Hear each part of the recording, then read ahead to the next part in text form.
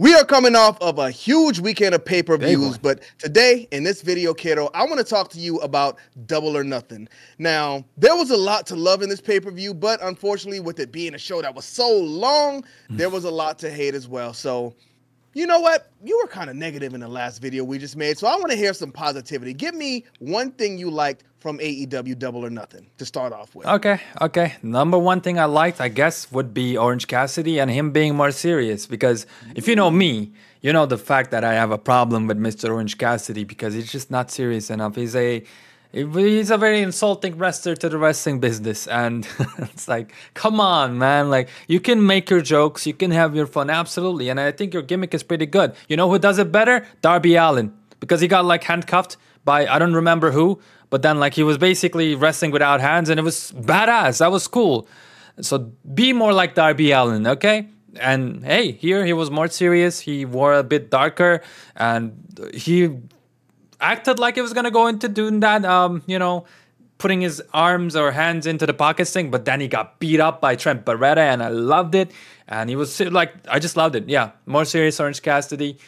Still keep that goofy stuff, but implement it into your matches in a smart way where you don't make your opponent to be a complete idiot, and you don't make us feel like idiots for watching wrestling as well. So more of this, Orange Cassidy, and you might even have a new fan. But yeah, that's my number one. Ooh, wow. Okay, that's a high praise for Orange Cassidy. Don Callis has a contract to hand out on Dynamite, so we'll see where we go with that. You're right. But I'm going to go ahead and jump over to mine. One thing I liked in the show, probably one of the things I like most, and it's probably pretty obvious, it was the return of MJF. But not only because MJF returned, I love that Adam Cole came out first and cut his promo, and then MJF came out behind him. Because if you remember at that old All In show where, I don't remember the years, kiddo, you are our encyclopedia, but where Bryan Danielson and Adam Cole came in, they gave us that 1-2 punch. I felt like this was kind of the same thing, but at the beginning of the show. We got the surprise where Adam Cole came out. I had no idea MJF would come out after this, but then that music hit, and I got that same feeling. I'm back in. What's going on? Where do we go from here? So that's going to be my first one. Now, kiddo, we're going to let you get back to the negativity on AEW. Give me one thing you disliked about this show. Oh, man, let me tell you. I think this is going to be our shared dislike here, but it's an easy one. And it's one we got to talk about right here.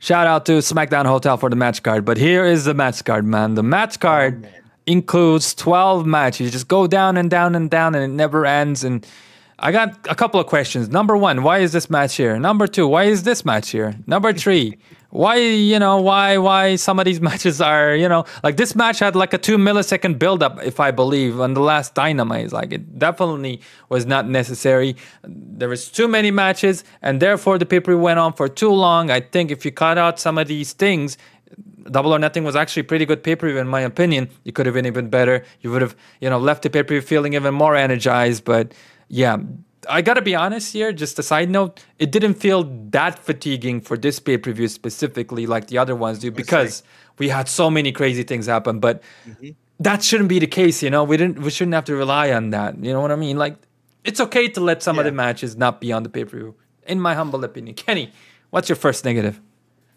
So the first thing I dislike, and I absolutely agree with you, I think there were way too many matches on the card. I didn't have that specifically on my list, but it's indirectly on my list because I said I didn't think this unified World Trios title match should have been on the card at all, because it's just an extra match to put on the card to get more guys on the show, and AEW has to stop doing that. Now, like you said, this was a very long show. It wasn't fatiguing. Like, they always do these long shows, but every time they put them on, I'm enjoying it all the way through. But the thing is, respect my time.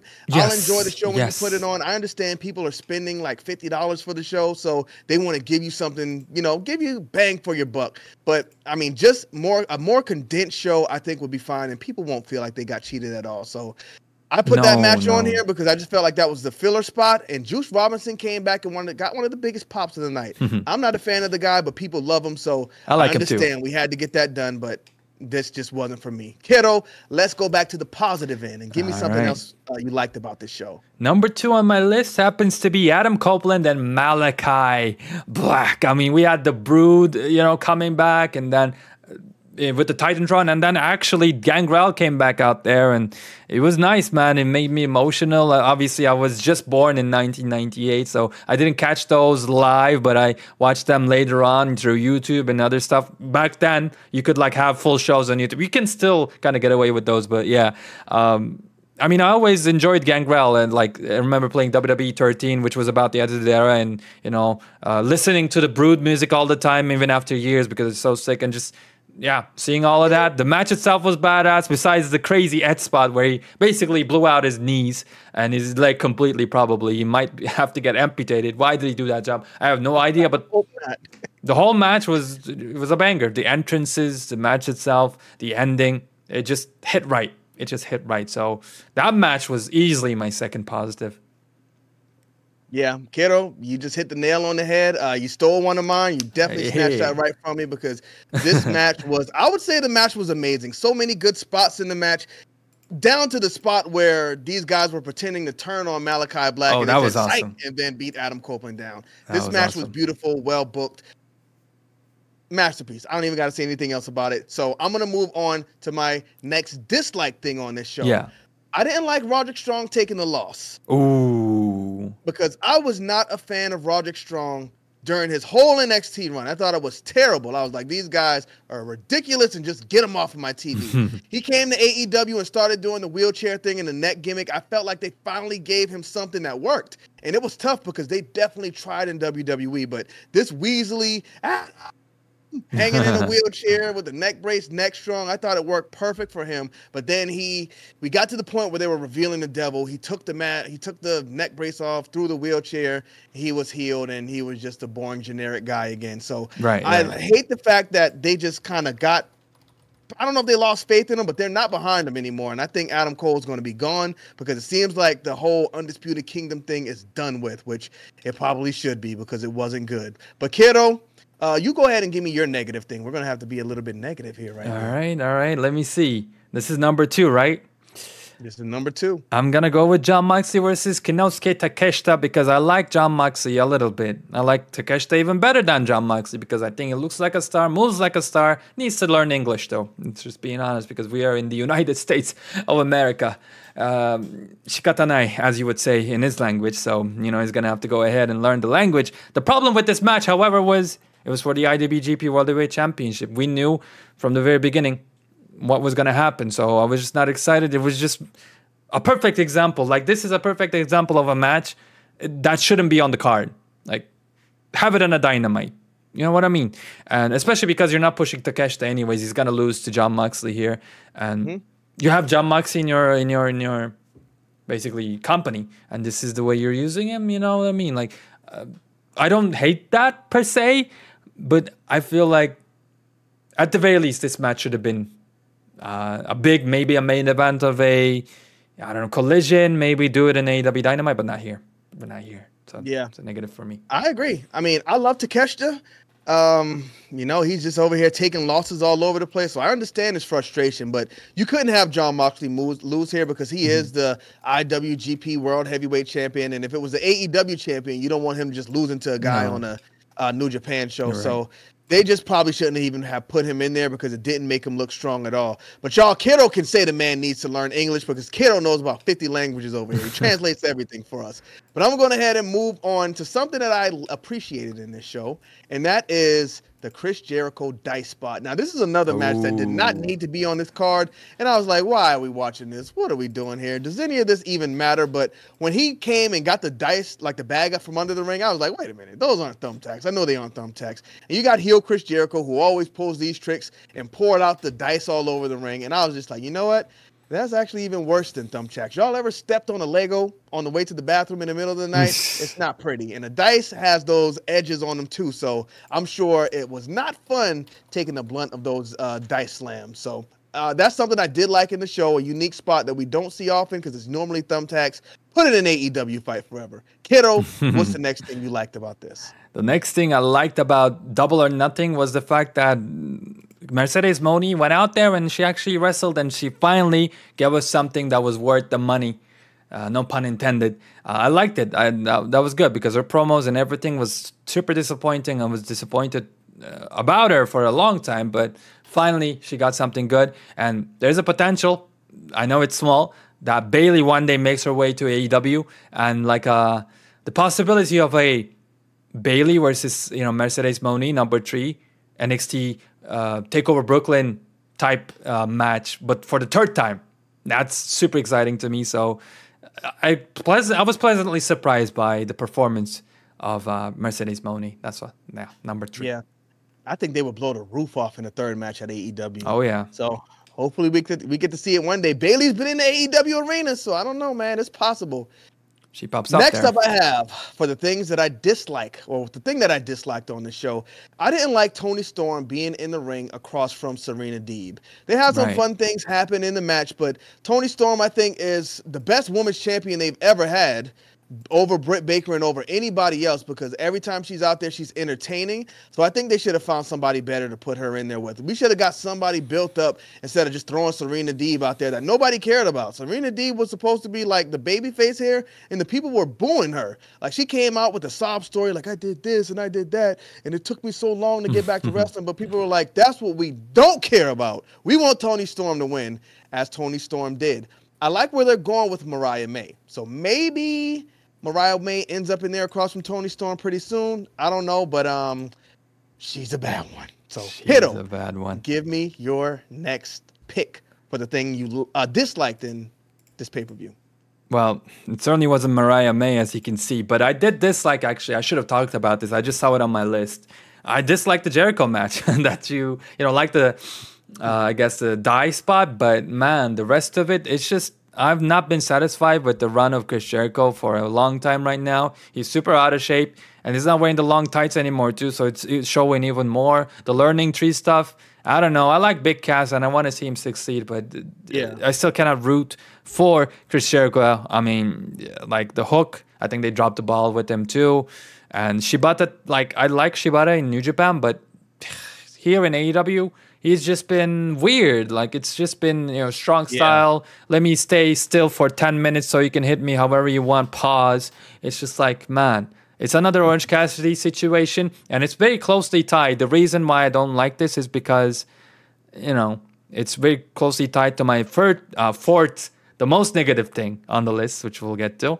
It's just not serious enough. It's just not. It makes too much of a joke of wrestling, and these are the kind of stuff where I like, if I told my friends that I'm watching wrestling, this would make me embarrassed. You know what I mean? I tried to hide this part of the show and show them like Will Ospreay and then, you know what I mean? Roderick Strong and stuff like that. But yeah, that's why. Okay. Yep. Completely understand. So thank you. Now we head to the last thing. Where did you stop? That was something you disliked, right? So I'm going with the last thing I liked. Yeah, number 4. This is all over the place right now. So the last thing I liked on this show is something that I'll just go with it. The last thing I liked on this show was the last match of the show, the Anarchy in the Arena, and I didn't expect to like this, just because we had Eddie Kingston announced in the match to begin with. I'm like, oh, they just threw some random guys in here. It's what I don't care about. But I think Darby Allin was like the perfect. Eddie Kingston getting injured, you never want anybody to get hurt. But I think that was the perfect scenario for this match, because adding Darby Allin in here, I think, saved it, because he had the best spots through the whole thing. I know you kind of might think it was crazy, kiddo, but this was just amazing. I think the spots were brilliant. And you know what? Every year, this match delivers, no matter who's in it. So this was the last thing I want to say I liked. Every year it delivers, huh? The fact is, I don't remember what happened in the last Anarchy in the Arena match, man. But we might remember this one, because, I mean, look at this visual. It's kind of tough to forget. Crazy. A actual flamethrower, like a legit one, too. Like, it looks really technical and modern, too. What is Darby hanging out? What is he doing? I had to look it up to see if it was legal, man. And it is legal, right? Which is another whole other topic we need to talk about. But I'm super glad this is your 4th one, because it's also on my 4th and last dislike. Anarchy in the Arena, man. Come on, man. This is the, ECW, or like the Attitude Era, Jeff Hardy and Dudley Boys crazy spot match. This ain't the main event. If this was in the beginning of the card, middle of the card, perfect. I would have a lot less problem with it. But like you're talking about Jack Perry, where this is supposed to be your next big star. You're supposed to build them up, and you're having them in this. Granted, this is a moment we will remember, but I mean, like we need the Austin 316 says I just whooped your ass kind of badass moment where it will take him to the next level instead of being a mid card. It can be a main event and stuff like that. This is just a crazy spot. Replace Darby Allin and Jack Perry with anybody else, and I think it's the same thing. It's gonna get the same pop. You know what I mean? That's my problem with it right now, especially because this also overshadowed Swerve Strickland. Now I get that Anarchy Arena is like the name of the game. This is kind of like a Royal Rumble, so it is the main event. But still, I feel like, especially with how weak they've booked Swerve Strickland so far, they needed to be like he needed to be the main event instead of this match. So there's a whole bunch of problems. I just am more of a wrestling fundamentalist, I believe, and so it rubs me the wrong way. So if this wasn't the main event, I don't think it would have been on my list, actually, because I'll give it, like, I'll be fair and I'll give them this. They promised Anarchy in the arena and they delivered it, so I understand why you like this so much, Kenny. It's just, I agree, it was crazy, but it's just crazy for the sake of being crazy. And, you know, when it has no substance, that's when I'm like, okay, you know what I mean? Like, it's cool, whatever. Kiddo.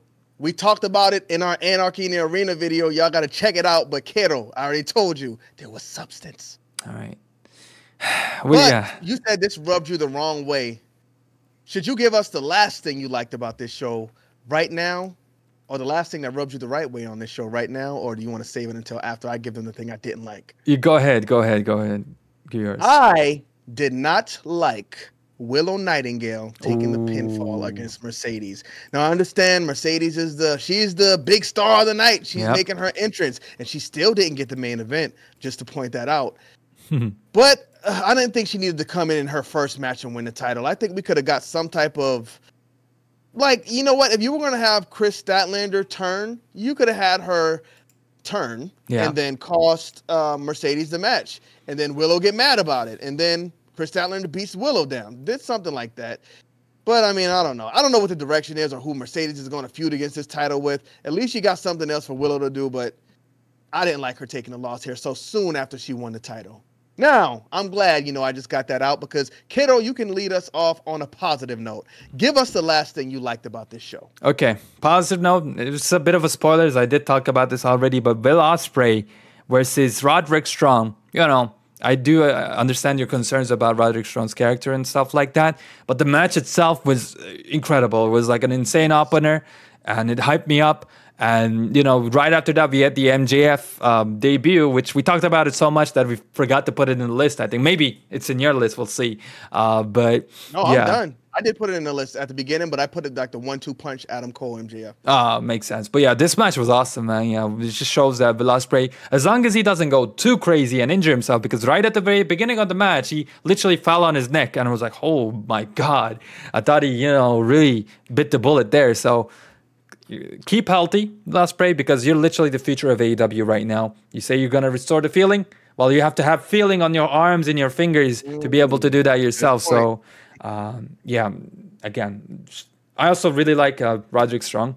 So it was cool to see him showcased this well. And so there you have it. And that was awesome. So good. And it was good. I just want to point out the spot where Roderick Strong went up to put him in his finisher or that backbreaker. Yeah. And Will Ospreay flipped out of it. I was like, man, these guys are just on another level in the first match of the night. So, yeah, definitely love that match too. But yeah, we did make a video about Anarchy in the Arena and a whole lot more. We're going to make the same thing, the same concept for the WWE pay-per-view. So, hey, man, check out the channel.